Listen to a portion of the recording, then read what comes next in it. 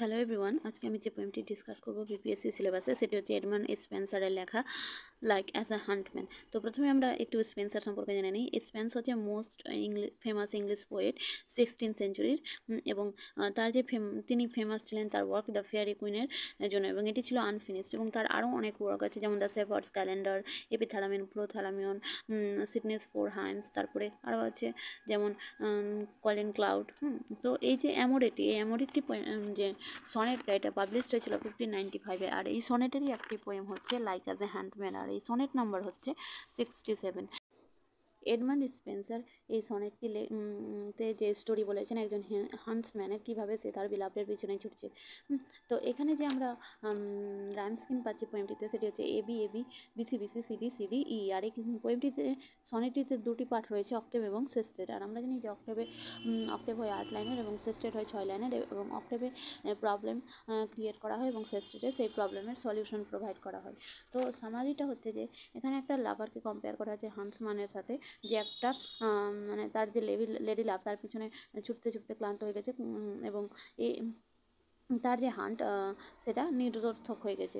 তো সে ডেসক্রাইব করছে তার চেসটাকে হেভি চেস বলে, এবং যেহেতু সে ব্যর্থ হয়ে গেছে, সে তাই একটা ডিজেক্টেড মুডে বসে আছে একটা সেডি প্লেসে, যেহেতু সে তার বিলাভডকে চেস করতে করতে টায়ার্ড হয়ে গেছে, এবং যেহেতু তার যে এই পারসুইংটা সেটা নিরর্থক মানে ভেইন, তাই সে বসে আছে একটা সেডি প্লেসের নিচে, যেখানে অনেকগুলি হাউন্ডসও রয়েছে যারা প্যান্ট করছে তাদের যে শিকার ধরায় ব্যর্থ হওয়ার পরে।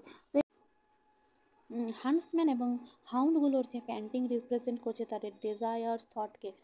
তো এই যে লাভাটা পারসিউ করছে তার লেডিকে অনেকক্ষণ সময় ধরে, কিন্তু সে ব্যর্থ হয়ে গেছে, এবং তার যে বিলাভ সে প্রাউড এবং অ্যারোগ্যান্ট, এবং সে সারেন্ডার করতে চাইছে না তার ডিজায়ারের কাছে।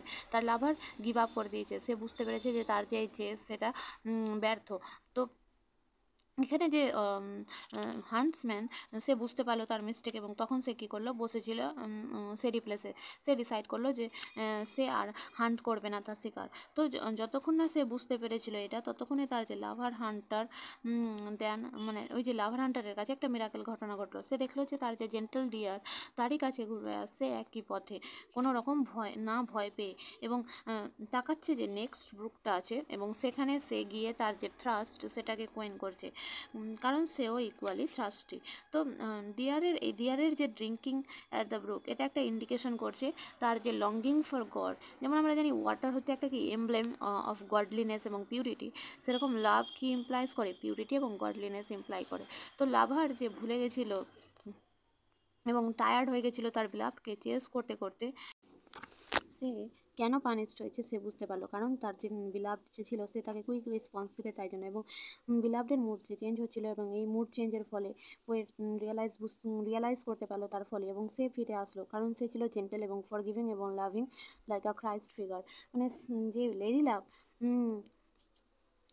তার দিকে একদম জেন্টলিভাবে মাইন্ডলি ওয়েতে তাকালো, যেখানে কোনো সাইন অফ ফিয়ার বা হ্যাট্রেড ছিল না, এবং লাভার যে ছিল তার যে ট্রেমব্লিং সেটাকে থামালো, এবং যে তার বিলাভড তার কাছে সারেন্ডার করলো। এখানে যে যেমন ক্রাইস্ট কী করে, তার যে সিনারদের বা তার যে কিলার যারা ছিল তাদেরকে যেমন ফরগিভ করে দিয়েছিল, সেলফলেস লাভ দেখিয়েছিল, সেই রকমই ডিয়ারটাও ক্রাইস্ট লাইক ফিগারের মতো তার যে হান্টসম্যান তাকে তার কাছে সারেন্ডার করেছে, বা তার লাভারের কাছে সারেন্ডার করেছে সেলফ উইলের মাধ্যমে।